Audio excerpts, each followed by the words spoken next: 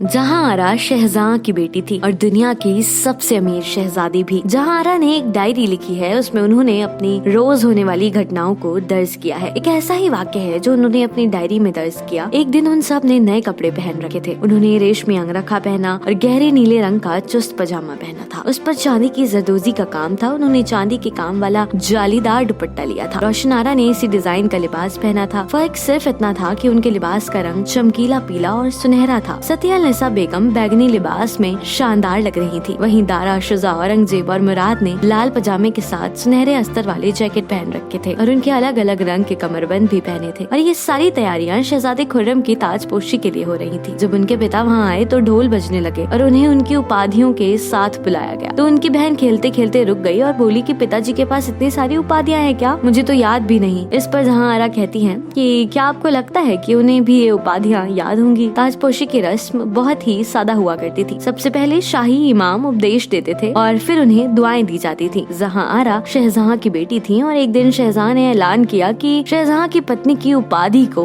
मुमताज महल के नाम से जाना जाएगा और शहजहां की पत्नी को 10 लाख रुपए का सालाना वजीफा मिला करेगा। ताजपोशी के बाद पूरे 1 महीने तक जश्न मनाया गया और फिर शहजहां ने जहांआरा के लिए वार्षिक वजीफा 6 लाख रुपए कर दिया, जिससे वो उस वक्त की सबसे अमीर शहजादी बन गयी। और उस वक्त वो सिर्फ 14 साल की थी। मुगल काल में महिलाओं को बहुत पर्दे में रखा जाता था। जब जहांआरा की माँ की मौत हो गई, उसके बाद से उन्होंने ही हरम की सारी जिम्मेदारी संभाली, क्योंकि शाहजहां अपनी बेगम से बहुत प्यार करते थे। और जब मुमताज महल की मौत हो गई, उसके बाद शहजहां बहुत दुखी रहने लगे। उन्होंने काले रंग का एक कपड़ा पहन लिया और बहुत शांति से अपना जीवन काटने लगे। अब ऐसी स्थिति में उन्होंने किसी और को महल की जिम्मेदारी सौंपना सही नहीं समझा, इसलिए उन्होंने अपनी बेटी को ही ये जिम्मेदारी सौंप दी। उस वक्त जहांआरा बस 17 साल की थी, पर मुगल साम्राज्य की सबसे ज्यादा शक्तिशाली महिलाओं में से एक थी। वो मलिकाए हिंदुस्तान तो नहीं थी, पर अपनी माँ की मौत के बाद उन्होंने अपनी पूरी जिंदगी मुगल साम्राज्य की देखभाल में लगा दी। उन्हें बादशाह बेगम का खिताब भी मिला था और वो उस वक्त की सबसे अमीर महिला थी, न सिर्फ हिंदुस्तान की बल्कि पूरे विश्व की सबसे अमीर महिला। जहांआरा के पास बहुत सी जागीरें थी। जब उनके पिता की ताजपोशी हुई थी, उस दिन उन्हें 1 लाख अशरफियाँ और 4 लाख रुपए दिए गए थे और 6 लाख वार्षिक वजीफा तो उन्हें मिलता ही था। जब उनकी माँ की मौत हुई तो उनकी माँ की सारी संपत्ति का आधा हिस्सा जहांआरा के नाम कर दिया गया और बाकी का सारा हिस्सा उनके बचे हुए बच्चों में बांट दिया गया। आरा पर्दे का बहुत ध्यान रखती थी। एक बार वो बहुत भयंकर जल गयी, इतना कि पूरे 8 महीने तक फिर उन्हें बिस्तर पर ही रहना पड़ा। लोगों का कहना है कि नवरोज के जश्न की रात थी जिस दिन आरा जल गई थी, और जब वो जली तो बिल्कुल भी नहीं चिल्लाई, दौड़ती हुई आई और जनान खाने में आकर बेहोश हो गयी। उन्होंने किसी को आवाज इसलिए नहीं लगाई क्योंकि उन्हें पर्दे में ही रहना पसंद था और वो नहीं चाहती थी कि गलती से भी उनके चिल्लाने पर कोई पुरुष वहाँ आ जाए उन्हें बचाने के लिए और उन्हें हाथ लगाए। आरा जब बेहोश हो गई तब उन्हें बचाने के लिए 2 दासियां आईं और उनमें से एक दासी की तो जलकर मौत हो गई। आरा बहुत सुंदर थी और शहजहां की सबसे प्यारी बेटी थी। एक बार वो ऐसे ही अपने कमरे में बैठी हुई थी। उस दिन उन्हें बहुत आलस आ रहा था तो वो ऐसे ही बैठी हुई थी। तो उनकी माँ ने उनसे डांटते हुए कहा कि जाओ कुछ काम करो, ऐसे क्यों बैठी हुई हो नौकरानियों की तरह। शहजहां भी उस वक्त वहीं थे। तो शहजहां ने जवाब दिया कि हाँ, अगर आरा नौकरानी भी होती तो दुनिया की सबसे सुंदर नौकरानी होती। वो सूफीवाद को बहुत मानती थी और खुद को कभी अमीर नहीं मानती थी। बहुत सादगी भरा जीवन व्यतीत करती थी। जब वो बहुत बीमार थी तो अक्सर कहा करती थी कि मेरी कब्र पर मजार नहीं बनाओ, मेरी कब्र पर तुम सब्जे से ढको, लोगों को उसकी जरूरत है।